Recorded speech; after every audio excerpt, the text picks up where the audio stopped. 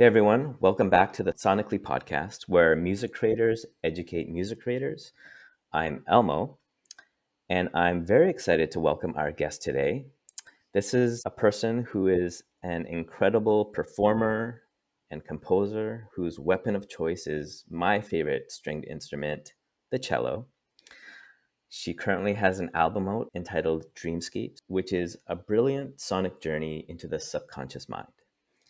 And you can find it on all streaming platforms and it's available for order. So definitely check it out. Without further ado, we would love to welcome Dobrawa Czocher to the show. Welcome. Hello, welcome. I'm very happy that you invited me here. I'm very excited to have you here. How are you doing? Yeah, I'm okay. I'm very excited because about 1 week ago, the album that you mentioned was released. So I'm kind of still in this emotions. Wow. Yeah, I'm very happy because it's my debut album, Mm, debut solo album. solo.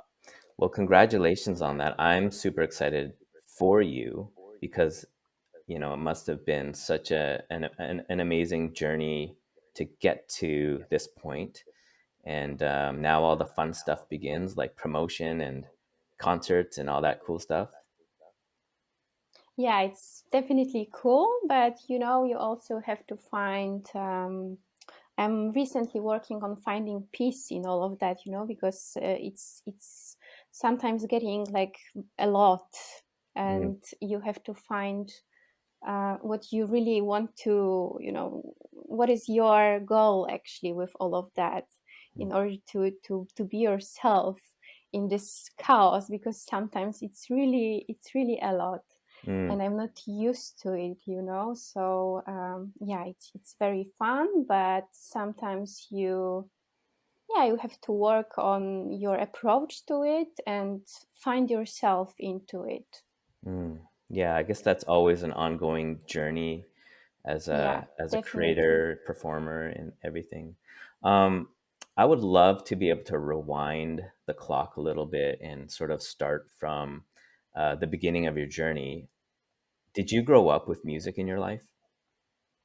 Yes, absolutely. I'm coming from musical family, and almost everybody from my mother's family, like my mother's side, is musician. So my mother is musician. She's a violinist, and she's teaching in a musical school in Poland. Her sisters, so my aunts, are musicians too, and like husband of my aunt is also musician. He's conductor, so like this musical aspect was very strong in my life, even when I was very little. And maybe fun information.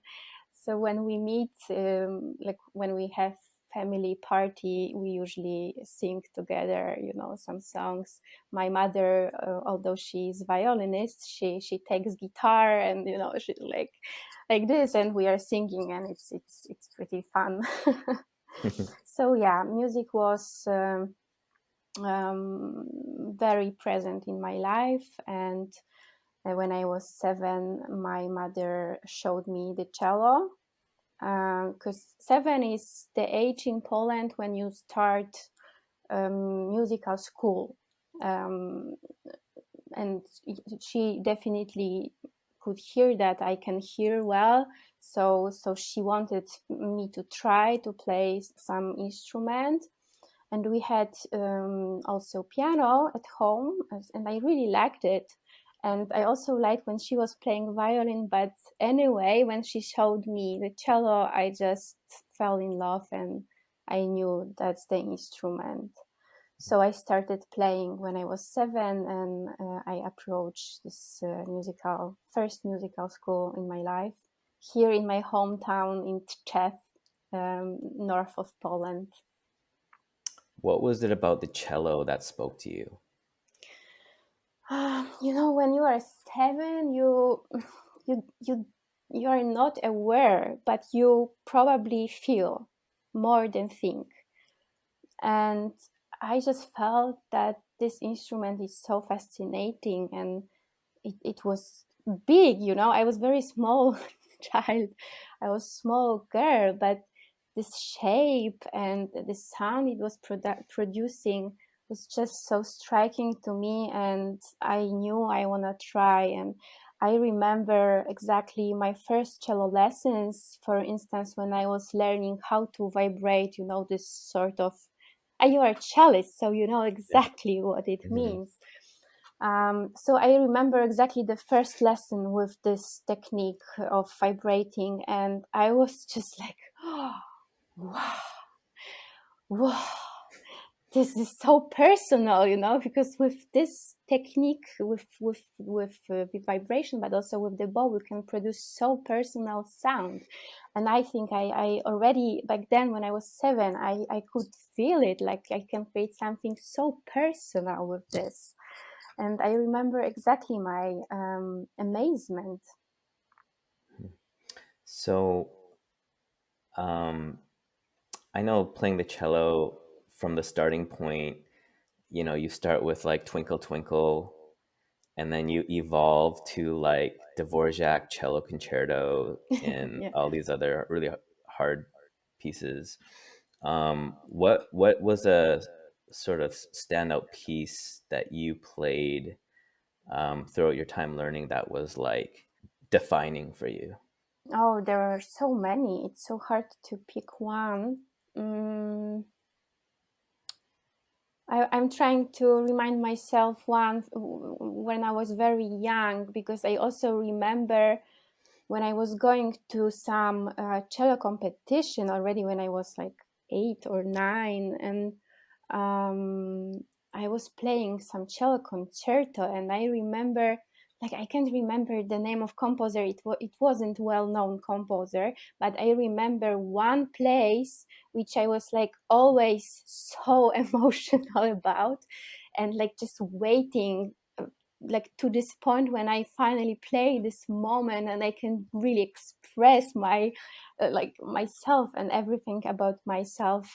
Even then, when I was 8 or 9, um, it was like, I don't remember the name of composer, but so this, that I think that was the first piece which really made me try to find this very personal approach of playing. Then, you know, like all of Bach suites, you know, like this probably was also very making a huge impact on me, because I played all of them. And I remember exactly, like I was playing first, like each movement, then second, then third, like all of them.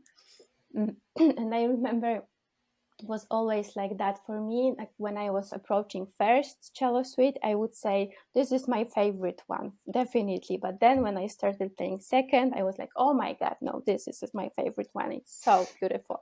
And then, you know, with each of them was the same story. So definitely Bach, Johann Sebastian Bach's cello suites, but I think it's like a must play for each cellist. Hmm.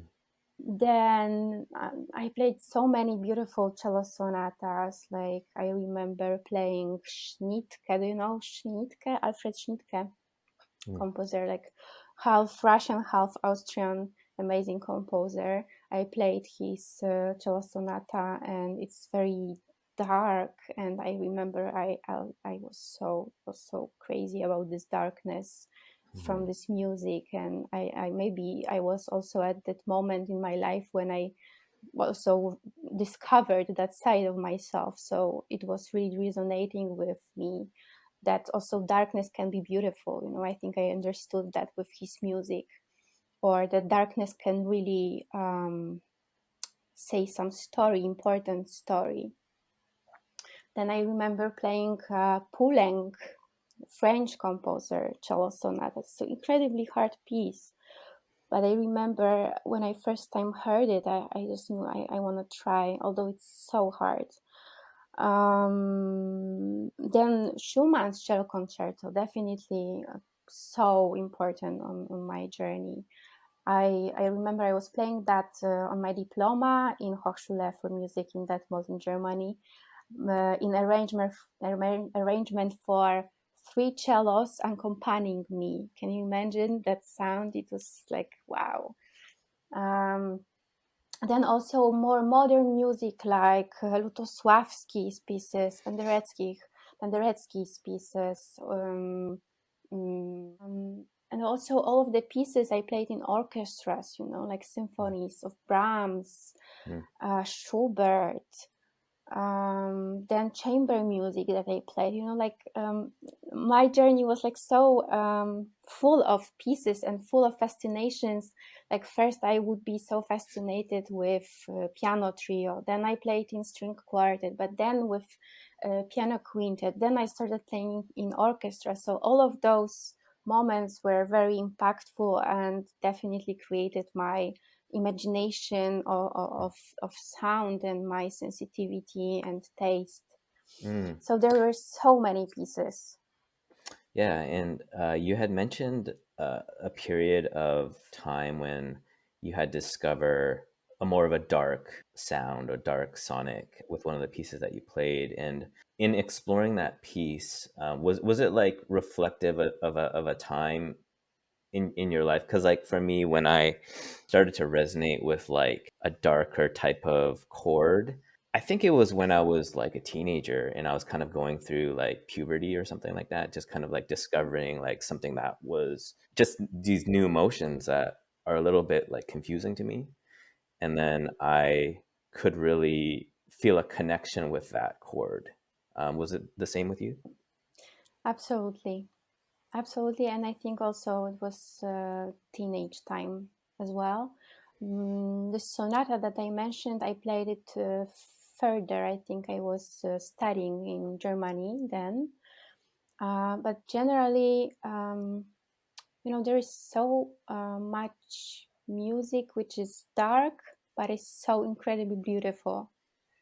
And I was always asking myself, how is that we all are trying to find happiness in our lives, but when it comes to music, actually, I really love this deep, dark, sometimes hard to listen sounds.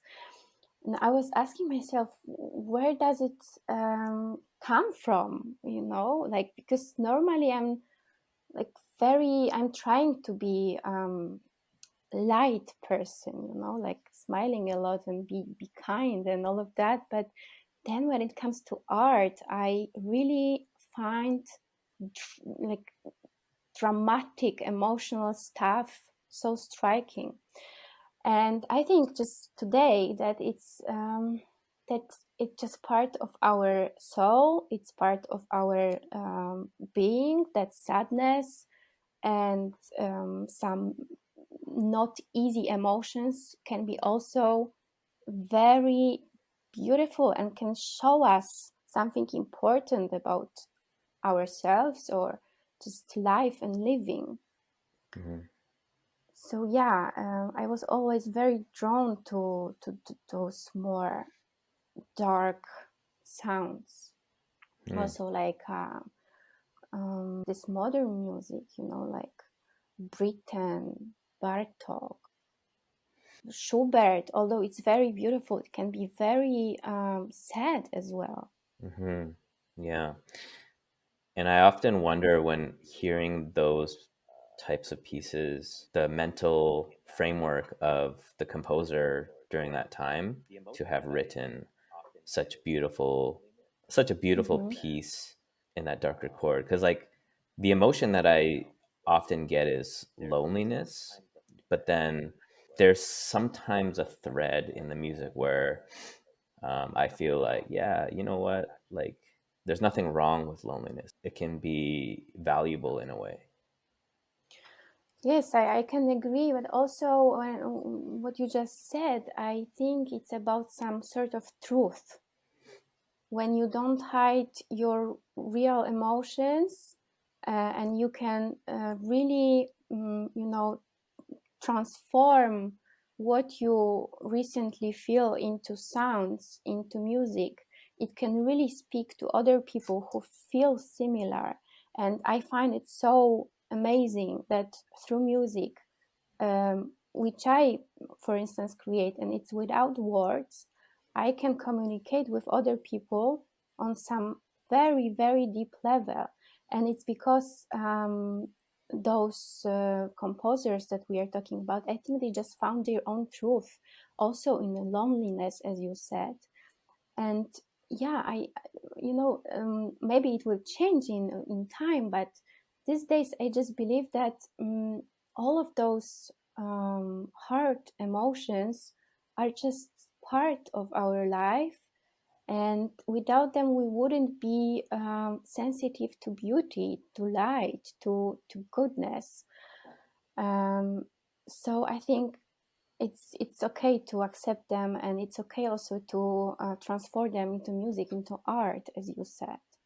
And also I think about loneliness, for instance, I'm also um, these days I'm super much into being alone. I accepted being alone, but it doesn't mean like I'm lonely when I'm done, because I just learned how to be with myself also when creating something. I think when you want to create something, you probably have to be alone sometimes, because otherwise you are constantly bombed by other factors, by other people's opinions and situations and chaos coming from the outer world. But if you really want to find your truth, you have to be with yourself. You have to hear what is your truth first in Mm. order to transform it to music or any other kind of art. Wow. Yeah, that's great. Amazing. And I 100% agree with you. You had also mentioned that you have found a way to communicate without words, which is very challenging, I think, because like I said, your weapon is your cello. And with like modern producing, there's a lot of sonic choices that are available, but I find it very like awesome and also fascinating where you're just like, okay, I'm gonna start creating my own music with this one instrument, with this one sonic, and I'm gonna just continue to communicate, but then I'm going to transition my own expression, my thoughts, my ideas, my emotions into something uh, unique. Do you remember like when you made the choice to start to create, like, to transition from like playing all these other people's music to, okay, now it's time. I'm gonna do it. I'm gonna start creating Hmm. and producing my own sound. Yes, I remember that exactly, because it wasn't that long time ago. I started composing in 2020, and it actually happened when pandemic started. Hmm. And I remember, but of course, it was just starting point, but it was in me earlier, so much earlier. But I think I was afraid, or I didn't believe in myself enough. Mm, but for those who don't know, I was already involved in duo with Hania Rani, in which we would play more contemporary music. Specifically, we played arrangements which Hania made of Polish rock star Grzegorz Ciechowski. So, like years ago, that was my channel for more, free, more being more free on the stage. But I was still like playing classical music. This was just like a project with Hania, which we didn't treat very professionally, I would say. That was just like fun. But then I got a job in orchestra, and that was my dream. So I was like, in the beginning, I was so happy about that, and I was so involved, and I would prepare so much to every rehearsal, and that was amazing. But at some point, I just started feeling that I have something more to say. Like, it's not enough for me, and what can I do about that? But I was so scared, because for my whole life I would believe that this is my aim, orchestra is my aim. And now when I got it, I felt like I must be so happy about it, and I'm not allowed to want anything more, something like that. But it was so strong in me, that hunger for creation was so strong, and I couldn't hide it. So when pandemic happened, we had a break. We had like 3 months, nothing in orchestra. The Philharmonic was closed, and I came to my parents' place, where I'm just like currently. And for first 2 weeks, I would just lie on the bed and think, "Whoa, my God, what's next? Like, world is ending. Oh, it's horrible. Oh my God, oh my God." But then I finally realized, like, whoa, actually, this is first time in my life when I don't have any plans. Maybe actually it can bring something good. I can relax. I don't have to prepare to anything. I don't have any concerts. Like, of course, it can be very depressing, but it can bring something nice as well. And then I realized, like, wow, so I can ask myself what I want to do, like stressing want, not must. And the answer was just one and only: I want to create. And doesn't matter if it's going to be shitty or whatever other people will think about it. I want to create. And I just started searching, started like spending days with the cello. And you should see me. I was so radiant. I was so happy. I felt finally like this voice that was so strong in me is heard. Even my parents would say, like, "Whoa, what happened to you? You're so happy, like everybody's so depressed, and what happened?" And it was just decision that I want to have something out of this time, which was, of course, it was scary, but I decided I want to have something nice out of it. And then also we met with Hania, and we composed the entire Inner Symphonies. That was this moment.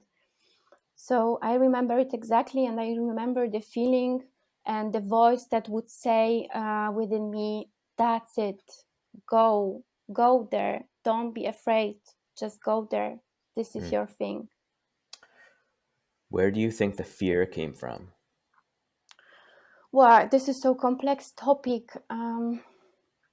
I think it's mixture of my character, how I was raised, and the whole environment of classical music, and my imagination of what composition is, what creation is, and definitely thought that if I want to create, I have to be perfect, because when I play the cello, I also have to be perfect, and each note has to be so beautiful. So when I compose, it has to be the same.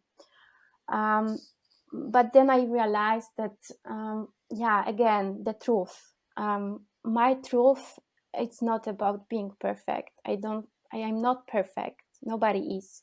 So I can't create perfect music. And actually, what does it mean, creating perfect music? That some critics will say, like, "This is great."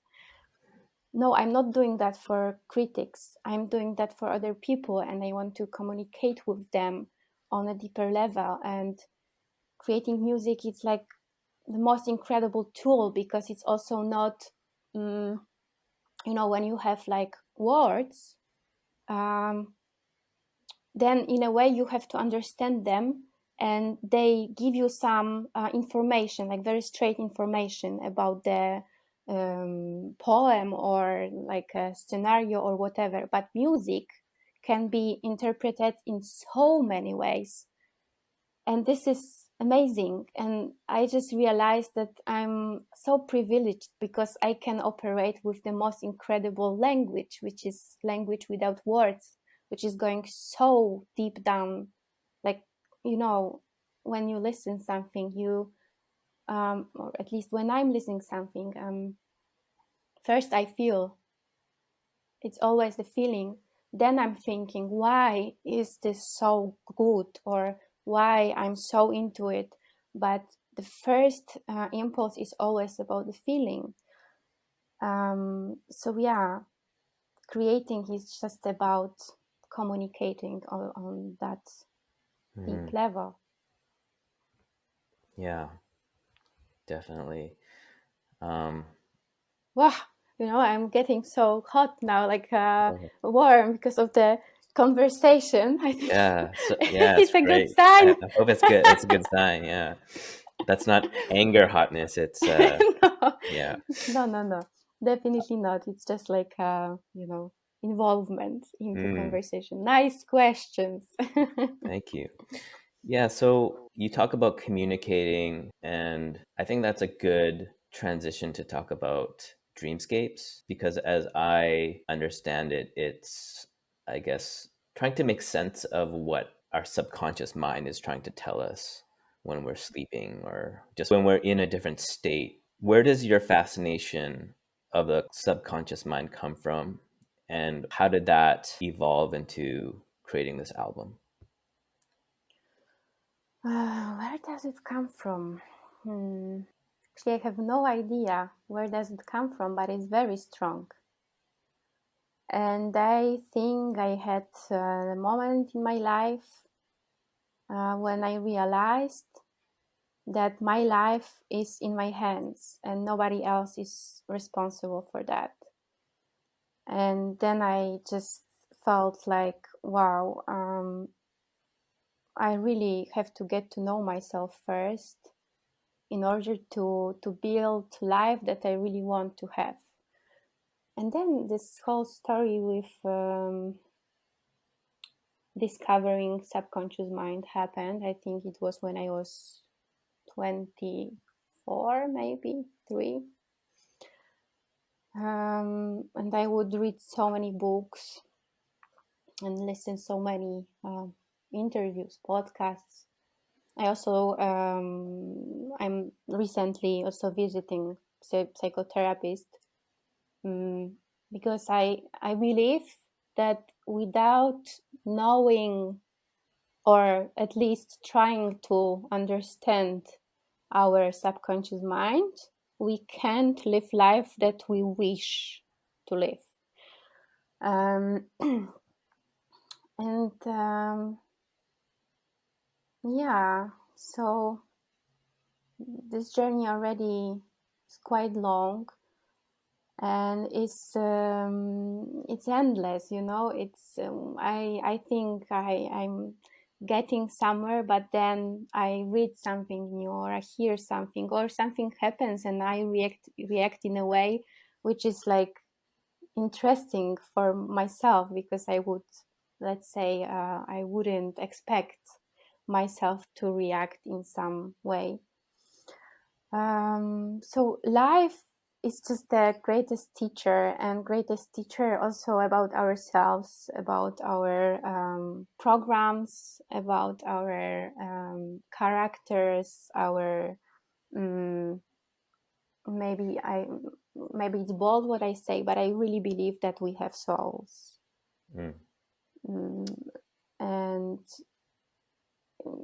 that it's still something that we can't touch.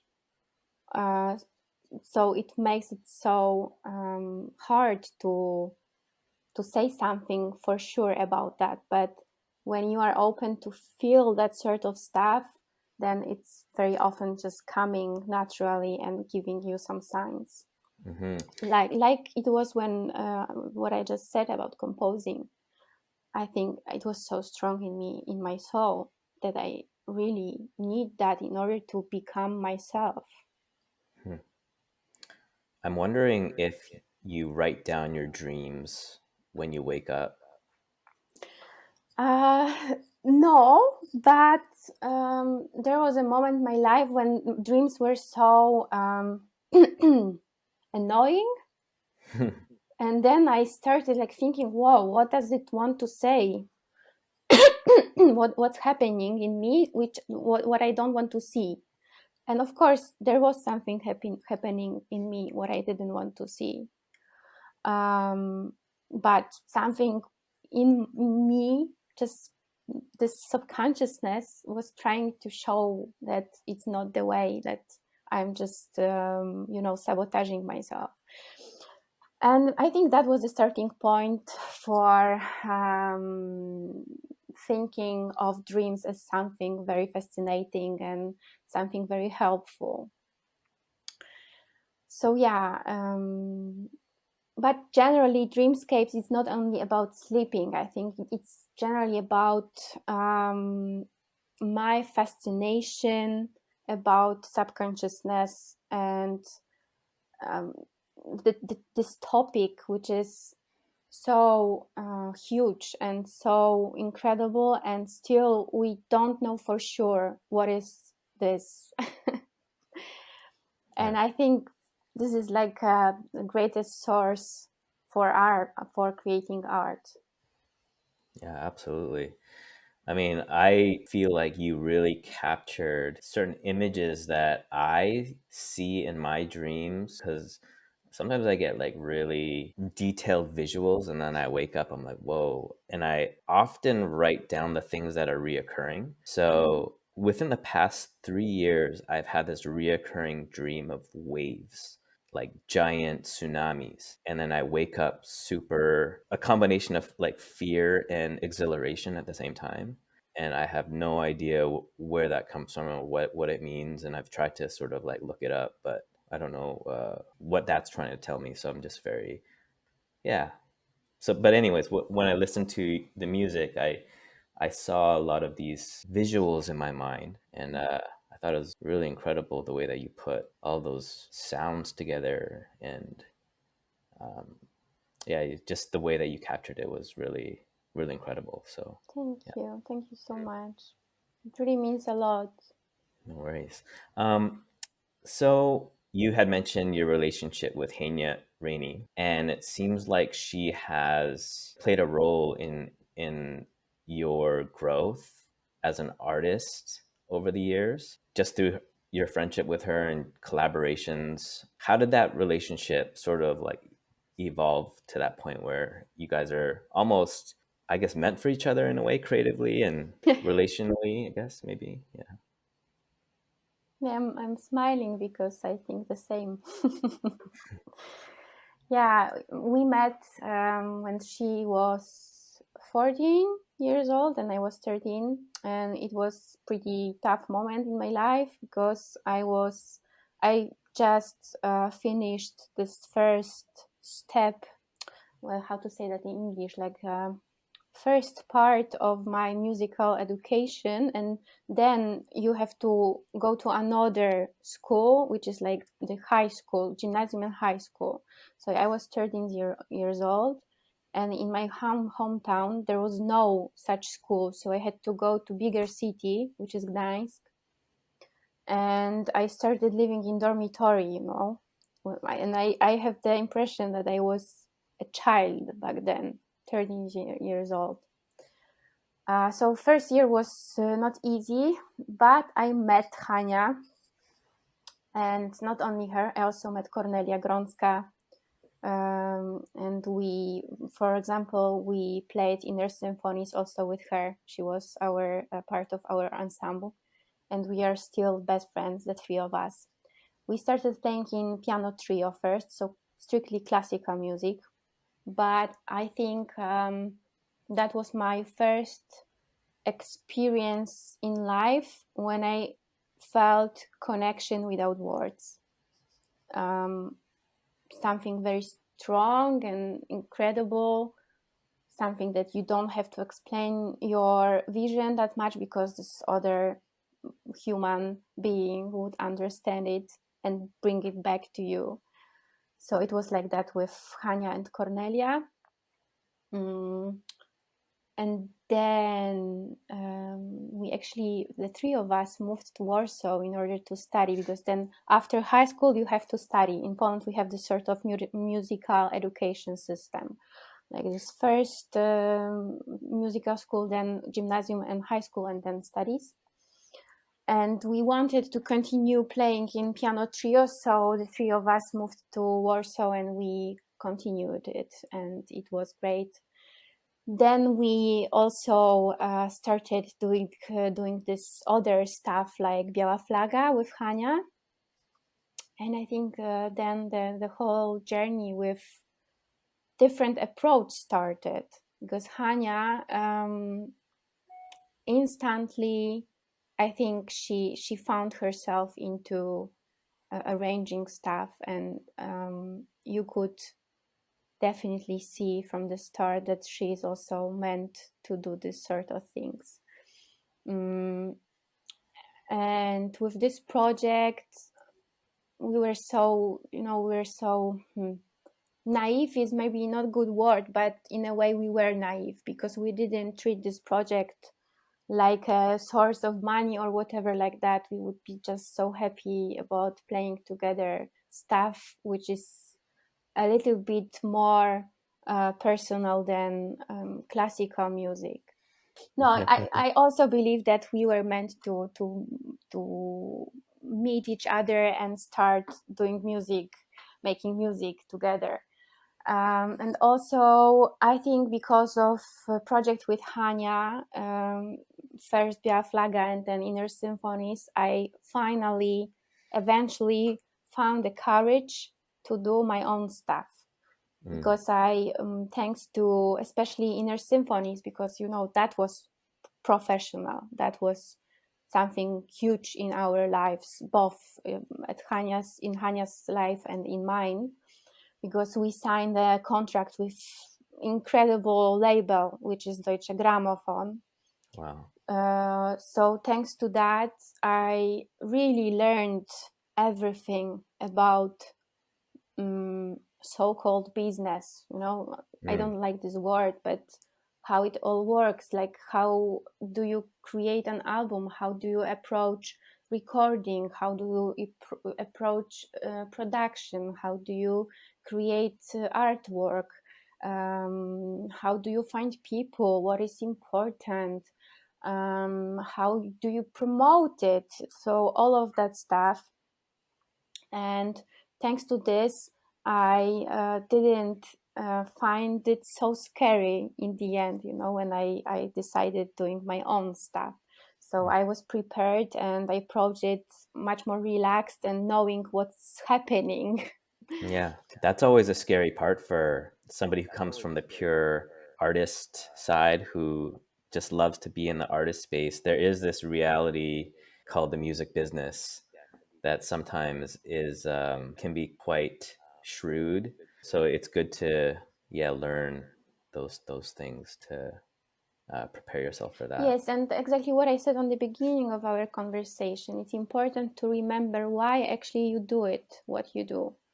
And because it can be very tough when you are a sensitive person and you put your whole heart into something, and then from one hand some people are amazed about you and tell you how amazing you are, and some people think that you are actually nothing and you shouldn't show up.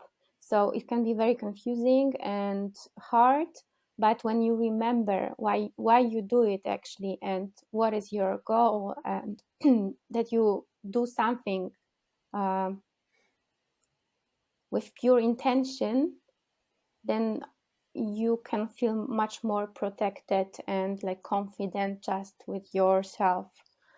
So yeah, this business can be tough, but I want to believe that it's also necessary in order to communicate with other people, because other people have to somehow get to know about you, about your art.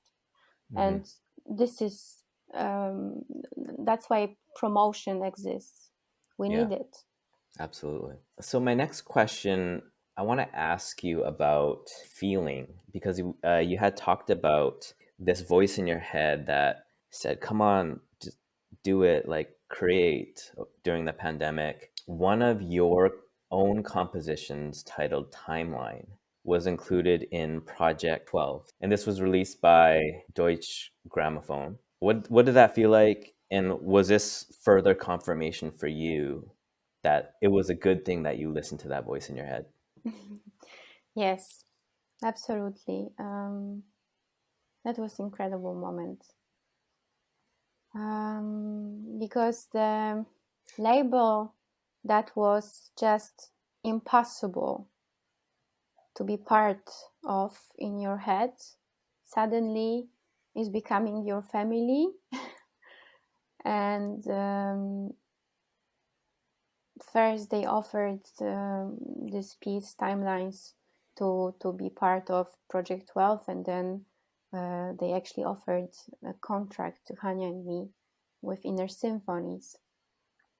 So that moment was just amazing, and I'm still like I don't know, like I still can't believe it, and in the same time I'm so happy about it. And also that it taught me so much what I said previously. Like it showed me so much about the whole musical world and industry. And there's also so many amazing people in this industry, people who are supportive and really believe in you. And we met many of those during our time, during our time in Deutsche Grammophon. So yeah, Cool. definitely. I generally believe, and it's not only about creation, but generally, if something is so strong in you and it's telling you like this is your world or this is not your world, or when you feel something so like with your whole body, with your whole system, you should listen to it. Amen. This is a question for the up and coming music creators out there trying to find their way, trying to find their path. There might be some young cellists out there who are going down the same path as you in terms of learning all of these pieces and playing songs by all of these different composers, but then they are wondering about creating with the cello. Is there a technical tip that you could give them? And then the follow up to that is there any advice for those younger kids going down the same path as you? Probably that you find your own voice, something very personal, your field, your own also sound on the cello, which is very tough word, that everybody can recognize it. um, and just find your truth, I think. Yeah, so we are in this topic through our whole conversation, like Mm-hmm. try to find who you are as an artist and what is important for you, what is fascinating you, and um, when you feel the most yourself. And when you find it, just try to transfer it into music, into sound, into consonances, into creation.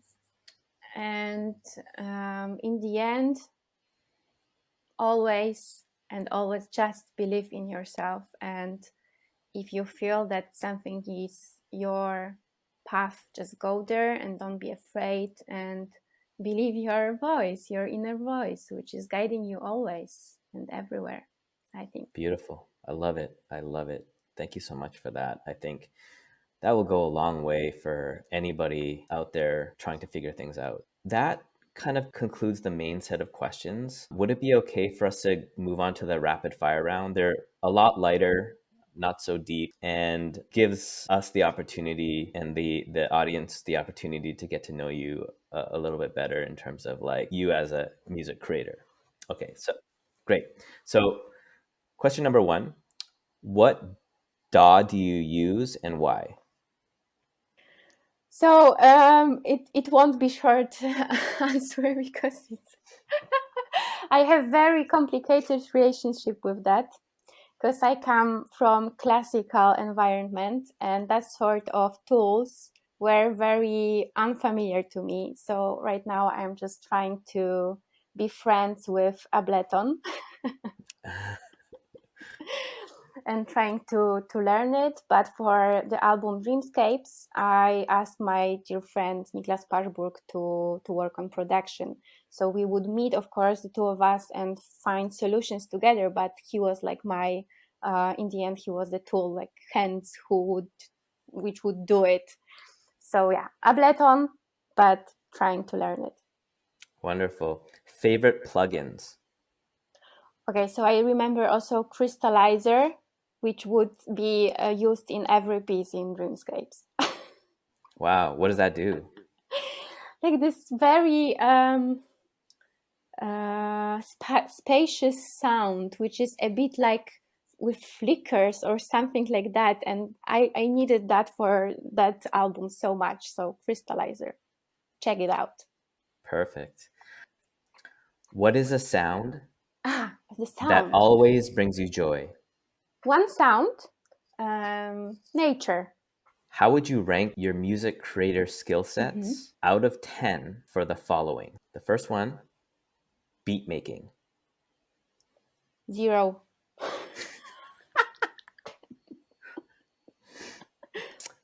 Second one, sound design. Mm, 7.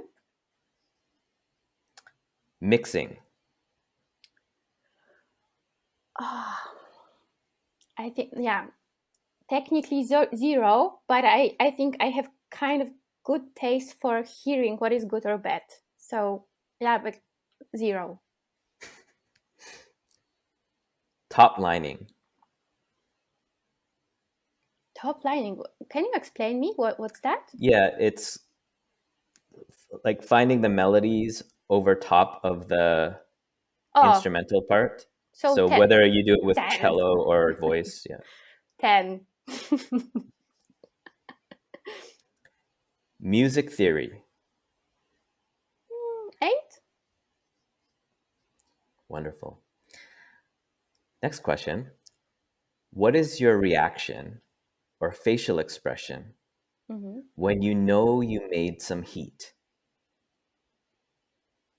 I think I'm just happy. So your smiling face now, that's your Yeah, expression? yeah. Excellent. What is the secret to staying relevant?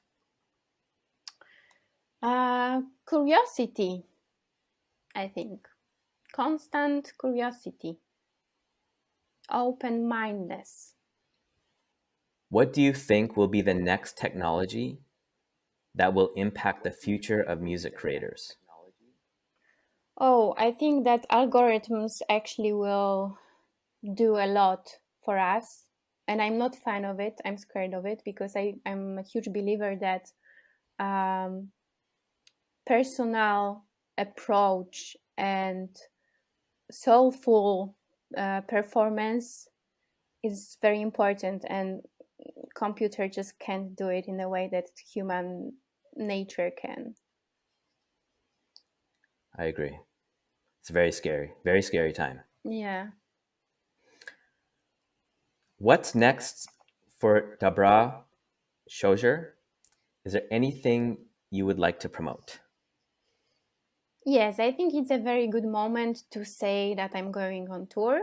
And unfortunately, it's only in Europe. So no, not Canada nor USA. But if you are in Europe, please come and experience this subconscious journey with me and my cello. And you can find all of the informations on my website, www.dobrawaCzocher.com. So feel very welcomed on my tour. Wonderful. Thank you so much. Very looking forward to that.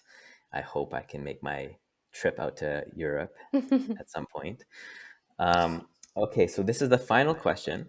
Mhm. How would you define living your life sonically?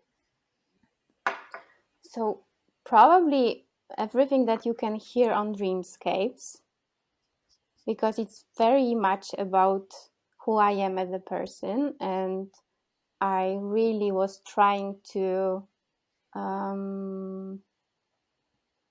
picture through music what is important for me, and um, also connect with others through this music. Beautiful. Well, that concludes the interview for today. Want to thank our very special, wonderful guest, Dobra, and yeah, just it was such a lovely conversation, and I wish you so much success and happiness in the future. And yeah, just thanks again. Likewise, and thank you so much for having me. That was really good conversation. Thank you so much. I loved it too. I loved it too.